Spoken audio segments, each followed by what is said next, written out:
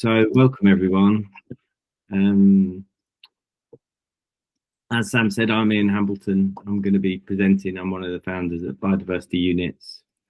I'm going to be talking first around BNG from a developer's perspective.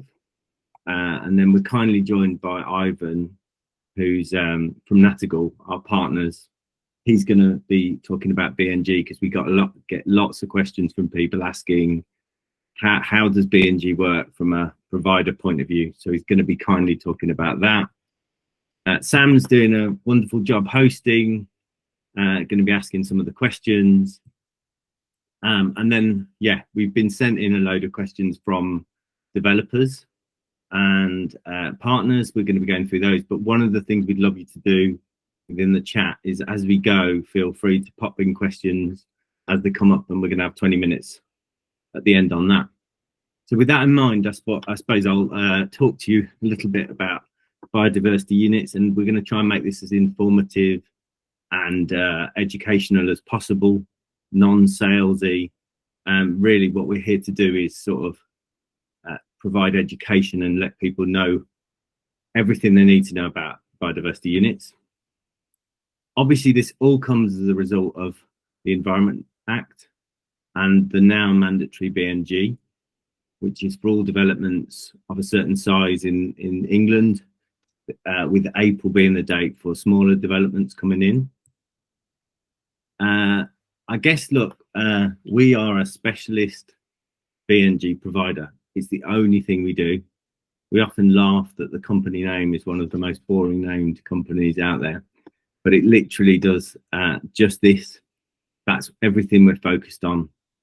And we partner with some of England's best BNG providers, and we're very lucky today to have Ivan joining us on that.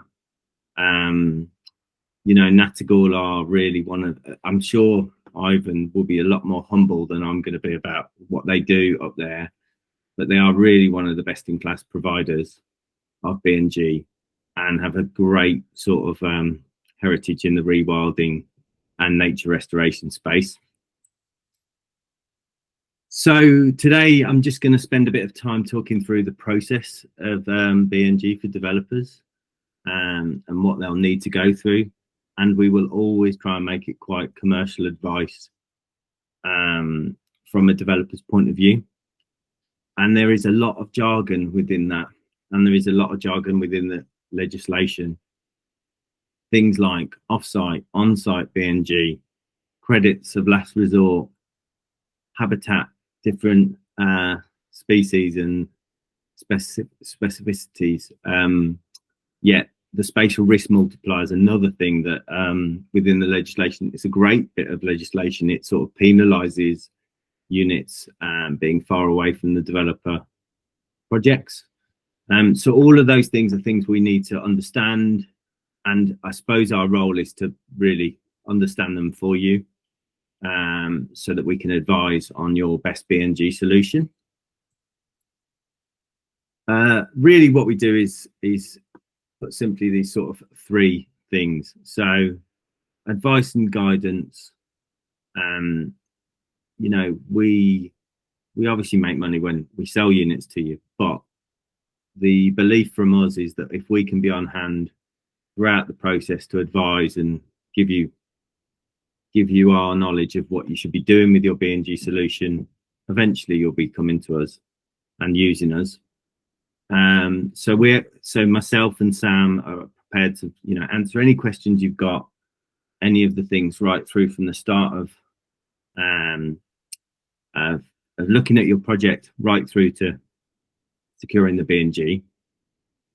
One of the things that we're finding is the market is very, very early. And as you know, Ivan will probably tell you in his section, there are very few unit providers that are right up in the process, having their Section 106 paperwork and accreditations in place. And so we're trying to work with partners that are, you know, really know what they're doing, so there's no hiccups in planning, etc. And another thing we do is occasionally there'll be units that aren't available with Nattergal, and so we can help look at different sort of habitat species or locations that are in a particular area. So I'm going to try and spend some time talking through the B&G process now from a sort of developer point of view. And that really does start, and we're seeing that that's starting really early. So even from the point of acquiring the land. So we often have developers come to us now talking to us about land that they're considering buying. And B&G really does need to start becoming part of that budgeting process. There's a lot of speculation for developers about where the margin of B&G is going to come from. And quite probably that's going to have to come from land negotiations in the early phase. Because it's unlikely that that's just going to change the price that you can sell on. You know, in most schemes, B&G will be a very small factor, but it is advisable, we think now, to include an ecologist site review as part of that early phase of work, looking at land, because you may need to factor in B&G. And we've seen from some developers, they've not been able to do that with this flip over into mandatory. And they're starting to realise the problems that has. The second thing that needs to happen once you've had a habitat baseline from your ecologist is you've really got to make a decision on whether to deliver the B&G on site. And when we say B&G, we're talking about in the main a 10% biodiversity net gain. So that's really quite hard to do for a lot of developments, particularly when you're going forward and putting something on the land. So a developer needs to decide between on-site B&G, working ways with your ecologist to deliver habitats on-site, off-site units via a partner like ourselves and Nattergal, or these things called credit of last resort, which are very, very expensive and are, based on the name, you know, really the last thing LPAs want you to do. I'd probably say that the most clued up developers that we're working with, there's a really good relationship between the ecologists themselves and a partner like us. So some of it's delivered on site, some of it's delivered off site. Some tricky habitats are done on site, or, you know, or vice versa. So it can be quite a sort of collaborative approach. And then thirdly, you've got to, once you've done that, you've got to move into planning. And one thing we're recommending, and based on the legislation, is that you do go into planning with a solution in mind, particularly at this phase of the of where B&G is. There's relatively few units out there. So having heads of terms agreed, if not deposits paid, is definitely something we recommend. The fourth thing we're advising people on as they move towards curing B&G is making sure that the provider has evidence of their Section 106 or what will be a conservation covenant, but even the conservation covenants have not come in yet and are not expected to come in till the end of the year. There's quite a lot of providers out there being a bit slippy with whether they have actually got B&G ready to go.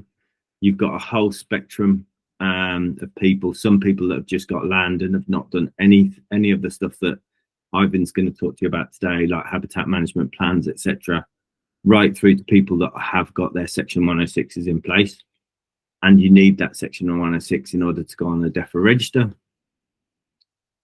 If you successfully get through planning, from the day after that planning is granted, you need to complete what's called a biodiversity game plan, a BGP, which is essentially a form that describes your development and the solution you're going to use for bionet game. And within that, particularly in the mandatory phase, you need to provide a unique reference code of your units on the DEFRA register, and you're not allowed to change your plan once you've filled it in. So, and once it's been accepted. So there's just a bit of work there to make sure when you get to that phase, you've got the right partner on board. And, you know, if you have got the right partner, they should be providing all of the things we've got in that right column there.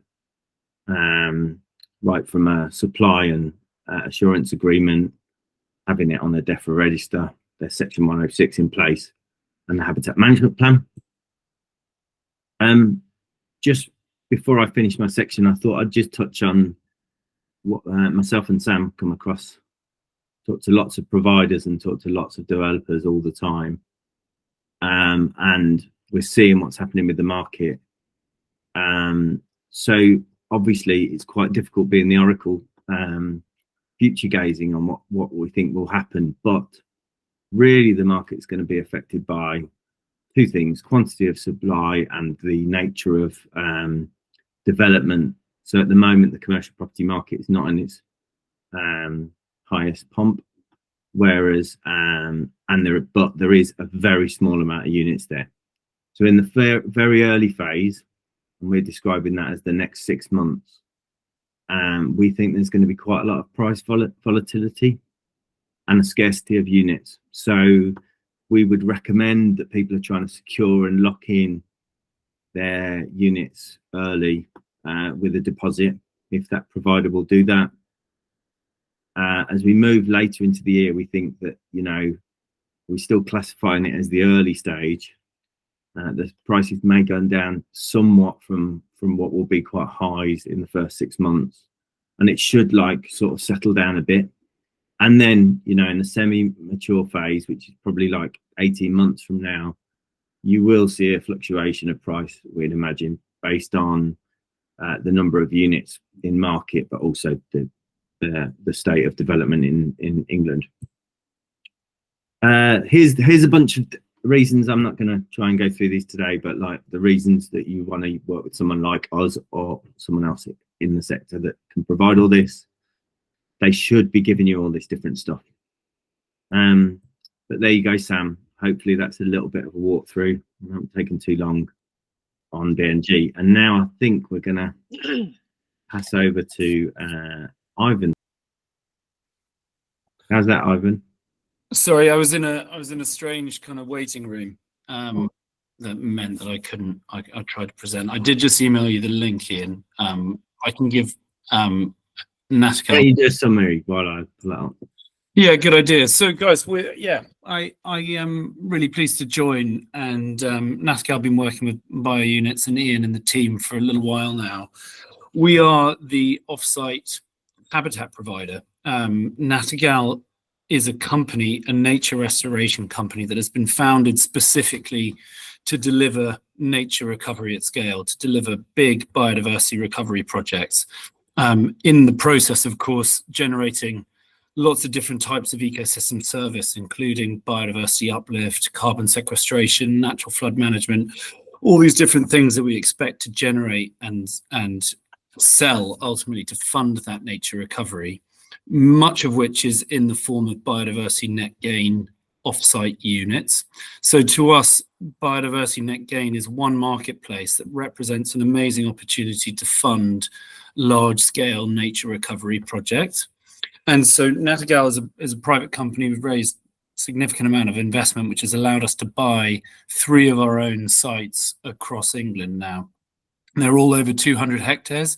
One of the things you'll see a lot of in this kind of new BNG world is relatively small sites. People are generating or doing habitat banks on a relatively small scale, a field here or a field there, whereas we're looking at entire landscapes. So where I'm sitting right now is called Boothby Wildland. It's 600 hectares, which is quite an amazing opportunity to do something at scale. And Ian asked me today to give you just a bit of an overview of how you create off-site BNG units. So if you're in the position where you're a developer and you've done your biodiversity assessment of your site, you've worked out how much you needed to do on the site, and you're left with that residual off-site demand, well, BioUnits are the person who can help you find them, and we're the people who can generate them for you. And so that kind of generation is what I'm going to talk about. I do have a couple of slides to introduce Nattergal, which we can probably breeze over, having done the intro there, Ian. But if you just hop on to the next one. Yeah, I guess one of the things that makes us slightly different is that we are looking to lock our land up for nature for the rest of time. BNG requires 30-year legal agreements. So wherever you buy BNG from, it has to be secured, legally secured for a minimum of 30 years. One of the things we're doing, because we own our own land and there are our own projects, we are looking at covenanting that land in perpetuity, 100 years at the very least, meaning that if we go out of business or we sell the company and go public, that land is covenanted and protected beyond the life of that BNG initial hit. So we call that permanence. And the other thing we're doing is working with lots and lots of people. So as I mentioned briefly in the introduction, BNG is just one potential market mechanism for us to restore these really big sites. The BNG market just isn't big enough yet to fund, well, we hope it will be, but it might not be big enough to fund the sizes of projects that we're talking about.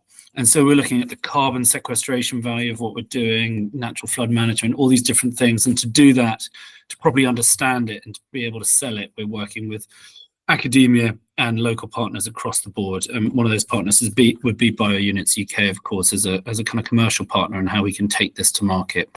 And then finally, that unusually spelt word there, NEP, is our inspiration. So our founder, Nattergal's founder, is a private landowner who rewilded his estate in Sussex starting in the year 2000. And it has become probably the best known rewilding project, certainly in Britain, maybe in Northern Europe. And what has happened, if Ian goes on to the next slide, is the most kind of extraordinary biodiversity recovery. You just have to click through. I think there are a load of I can hear all transitional slides. Yeah, you got the dawn chorus singing in the background. If you just do it until there are 4 abreast across the screen, Ian, I think that's where you want to be. What's happened in the last 20 years is the most extraordinary biodiversity recovery.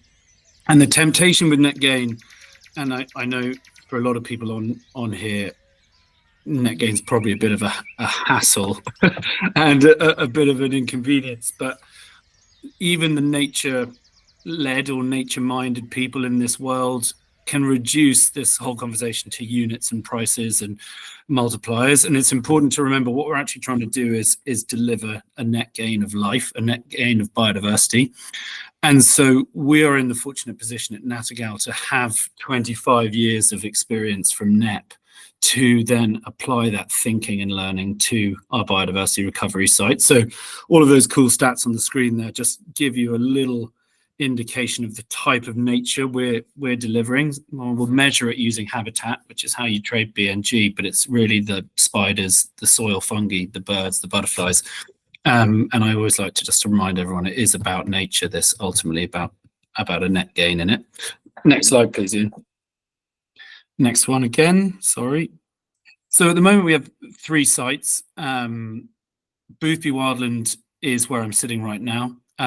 We're about to go out and look at where our beavers and our river restoration is taking place, generating lots of lovely watercourse units and seeing all of our amazing kind of natural colonization of scrub and grasslands.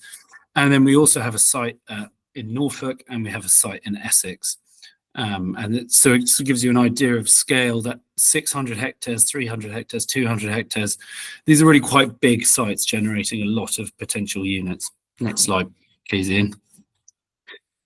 So the question is then, that scene on the left, which is what Boothby is today, it's grade 3 poor quality arable land with very, very little natural habitats found on it.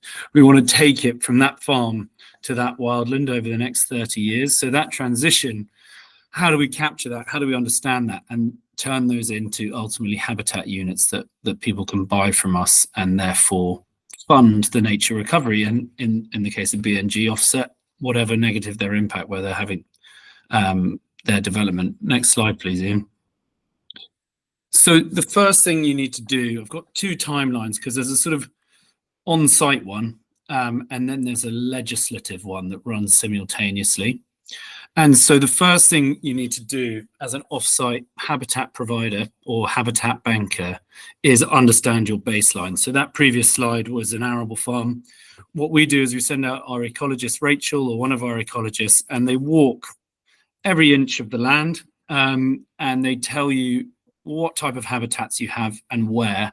And crucially, each of those habitats then receive a kind of Natural England defined condition score. And that condition score is really important for BNG because sometimes improving condition in one particular habitat can produce lots of units that can then be sold. And that is your baseline. So for Boothby here, it's about 90% arable, which is a very low biodiversity value, and then some grasslands and woodlands around the edges. Once you have that baseline, you can start thinking about the next phase. So that's the next point, please, Ian. And that's designing your habitat management plan, which is a kind of crucial piece of documentation that you will need to secure those units legally. So I'll come on to the legal side of things. For these units to be considered real and well thought through, that habitat management plan needs to be ultimately designed by a qualified ecologist. And so our ecology team, led by me, is thinking about, okay, how can we deliver what's best for biodiversity here? So the second point there is we're doing what's best for nature, not to maximize units. Now that there is a bit of gaming you can do, which is basically turn everything into other neutral grassland in moderate condition, and you're going to generate more units than you know what to do with. The best thing for nature, of course, is to have a mosaic of different habitats. You know, that's woodland and scrubland and ponds and grassland and lowland meadow and all of these different things, because nature is messy and likes a mosaic effect. And obviously you need to think through what your soil types are and et cetera, et cetera. So that second phase, designing the habitat management plan, could take a year in our case, you know, so you're really thinking deeply about what's going on.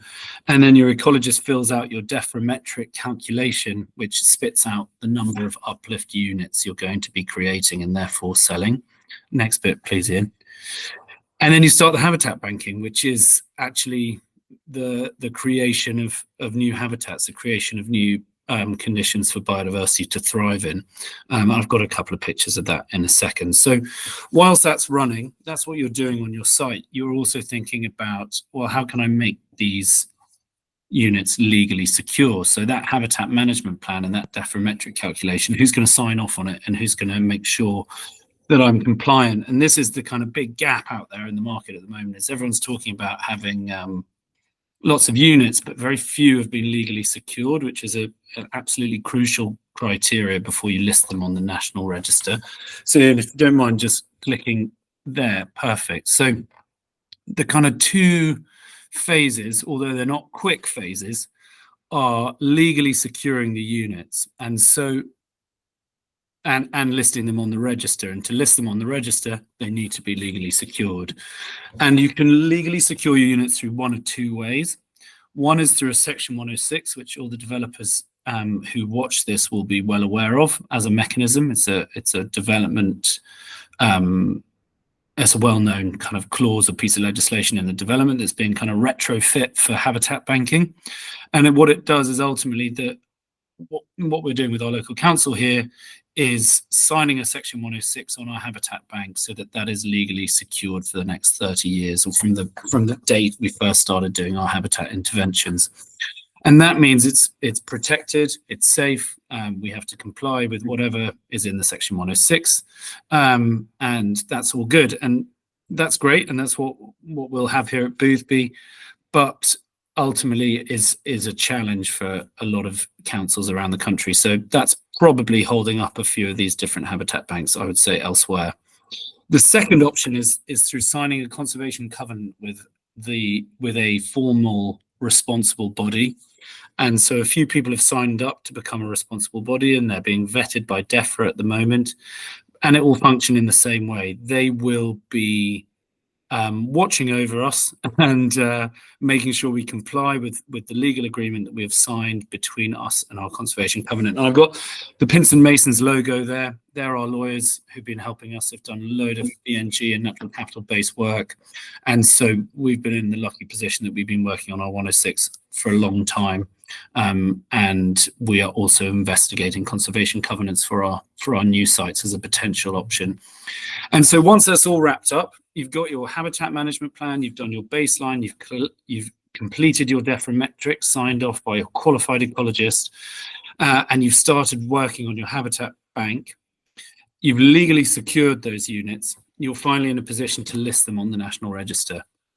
And so that National Register will be key because it will come with specific ID numbers for units for developers to then use in their biodiversity game plans before they start their development.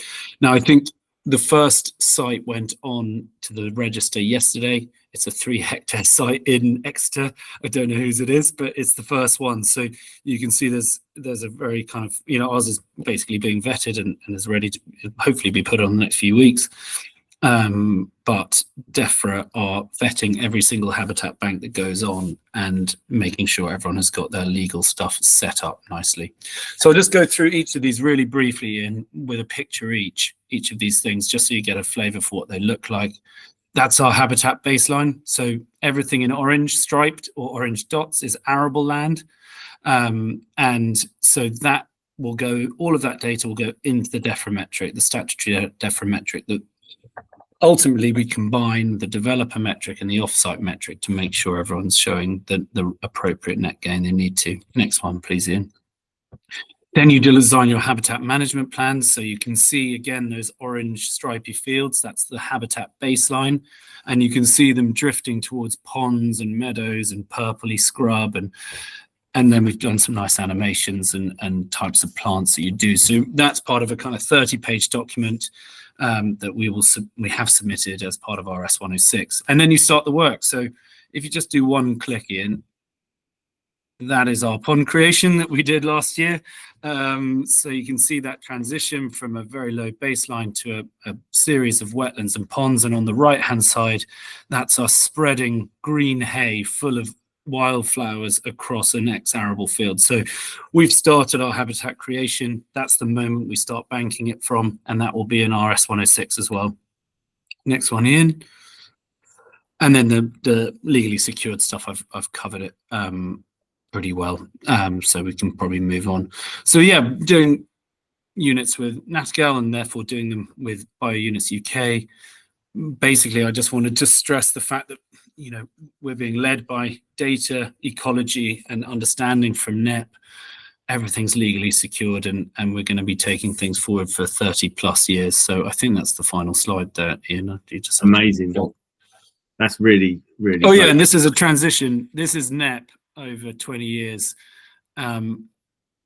which I always find amazing because it looks like a mangrove swamp in South America or something. But it's West Sussex, and it was an arable farm on really rubbish soils 20 years ago, and then through natural colonization and natural processes has turned into this sort of biodiverse wonderland. Great stuff. Thanks so much for doing that.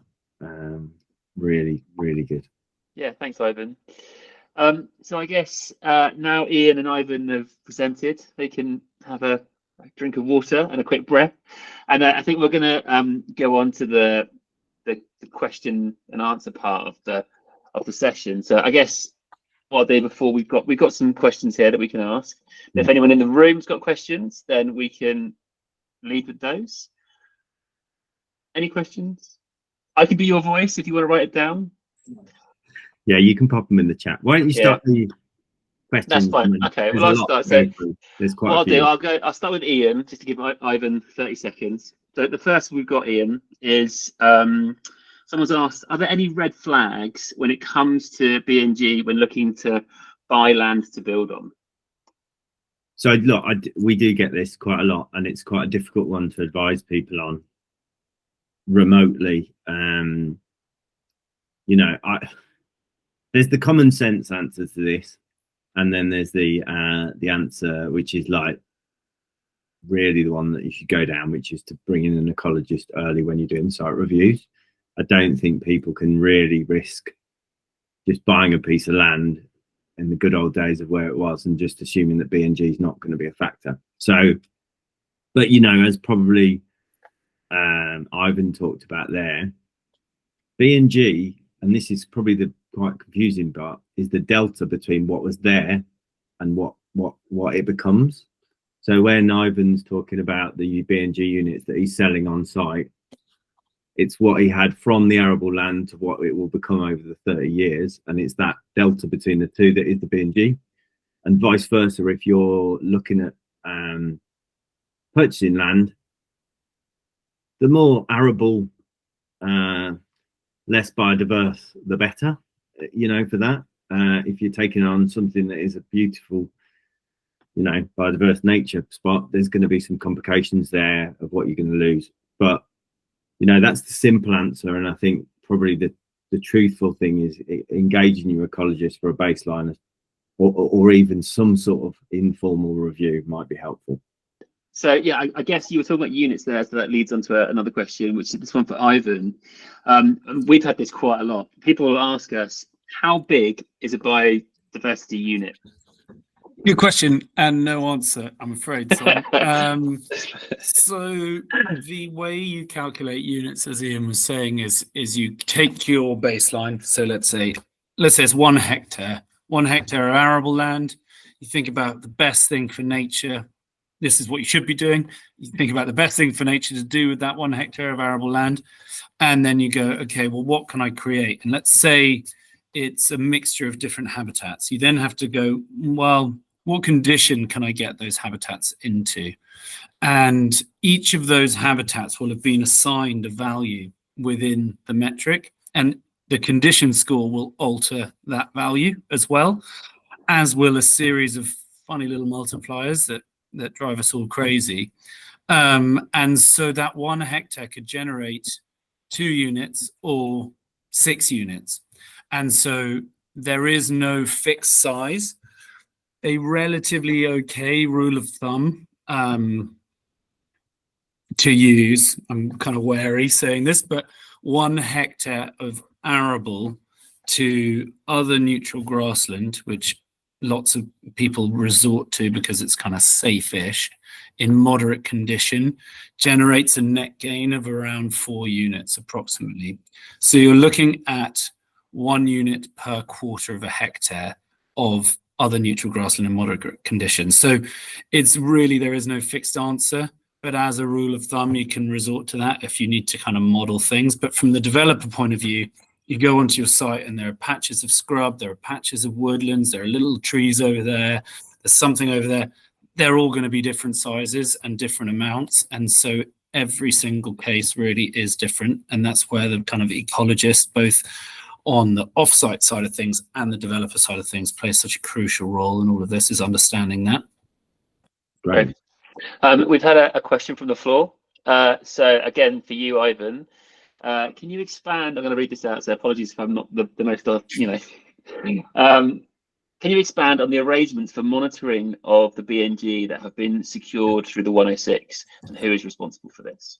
Yeah, so we in our 106, we give the council a amount of money per year fee to check on us. So we pay them, I think it's £3,500 per year to come and check us. And in the S106 and the HMMP, Habitat Management Plan, are a load of stipulations around monitoring. How often we have to do it, how we'll report it, which will be in the form of reports, and you know who does it, i.e. a qualified ecologist. So it's in the detail about both the S106, but also in the appendix itself, which is the management plan, which is all kind of laid out in a monitoring section, which if we ever get to the point of you needing our units, we show exactly what the monitoring regime is.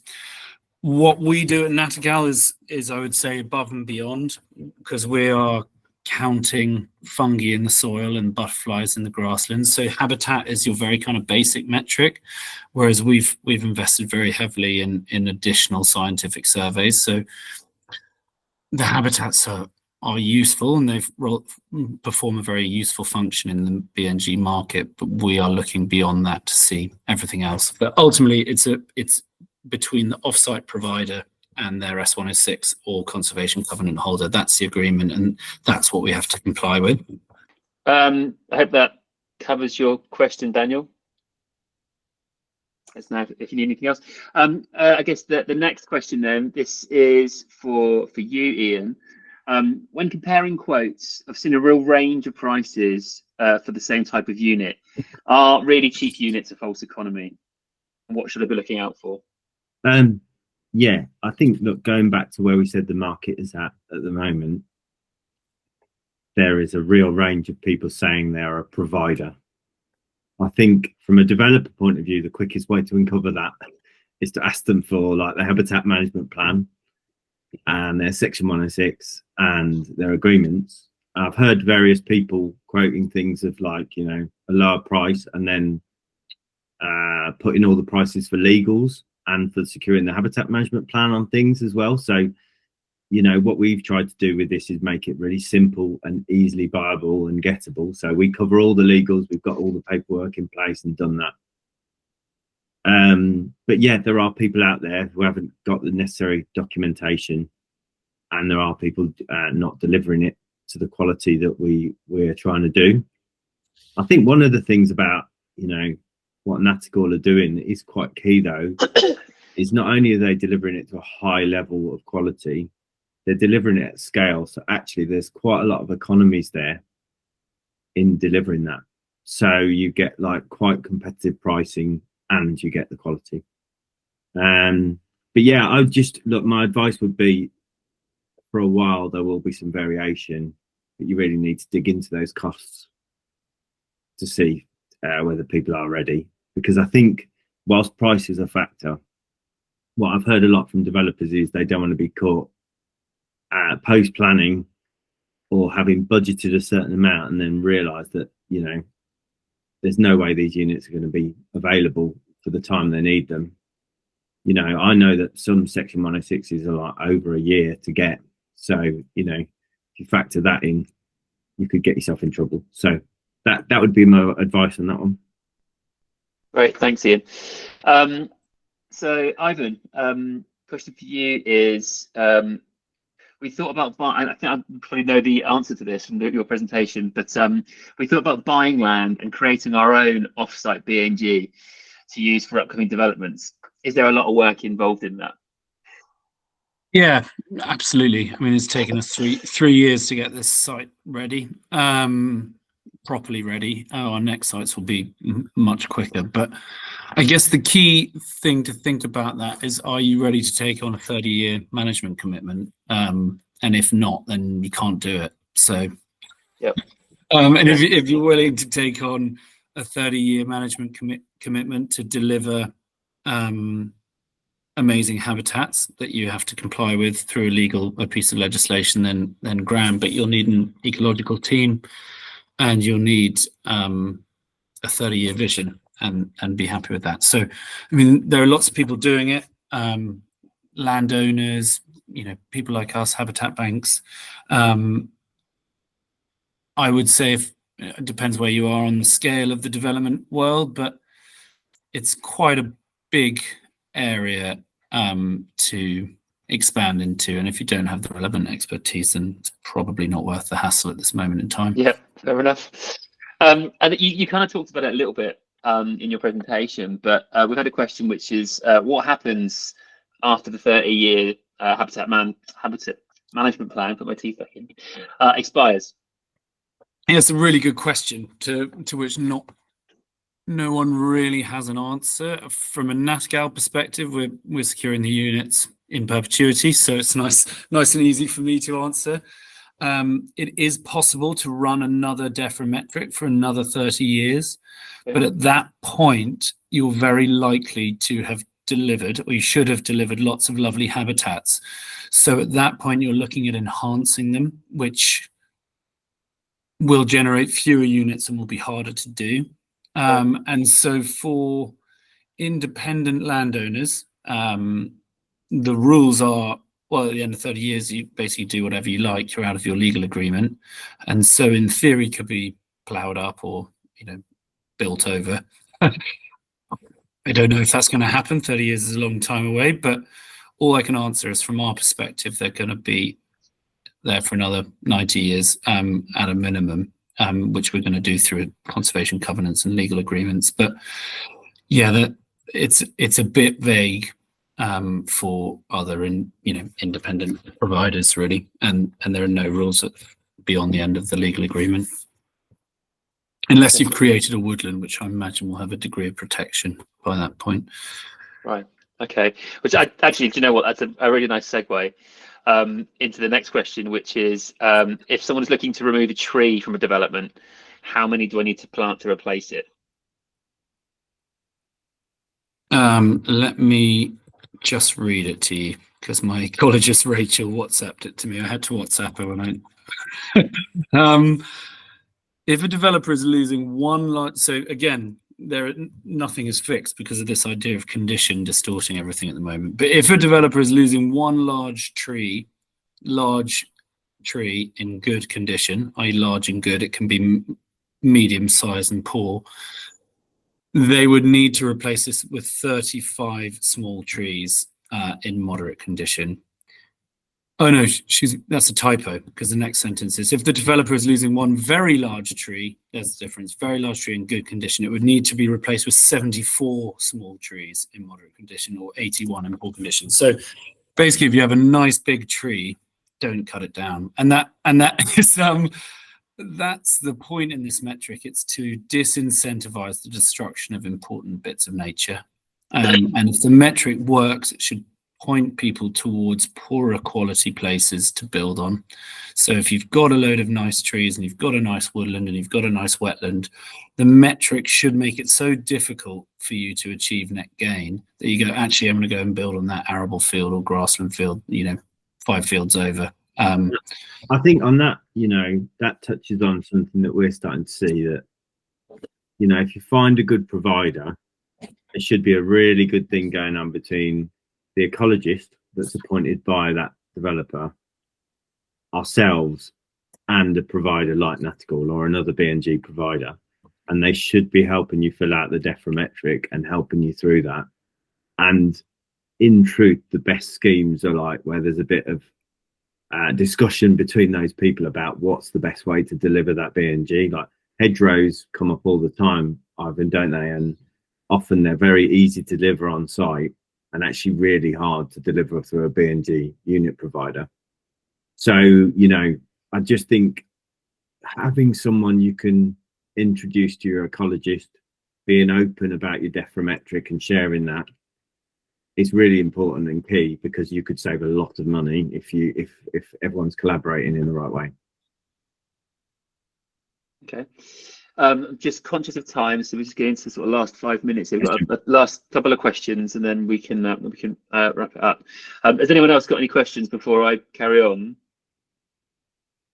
Keep going. Right. Imagine that silence is a carry on. So the question is, will units of the same distinctiveness, medium stroke high, fluctuate in terms of price? Is there a better time to buy? Sorry, say that again, Sam. Will units of the same distinctiveness, medium or high, fluctuate in terms of price? Is there a better time to buy? Ian, I'm sure will have some thoughts on this, but I'll just tell you my first reflection is it's like, yeah, I mean, as the land banker, the same area, if I wanted to turn it into an ancient woodland, for example, will score negative units as a creation of grassland units, because the multipliers are such that it makes it really difficult to create really lovely woodland units, because it takes 150 years for that woodland to grow. You're never going to achieve it in 30 years, so they penalize you for it, which again is meant to disincentivize someone chopping down an ancient woodland. However, if you do decide to make some, because you've got a piece of woodland you can improve or various different things, therefore makes them really quite valuable if someone needs them. And so, you know, a lot of habitat banks will be like, oh yeah, let's get as many other neutral grassland units as possible because you can have loads of them.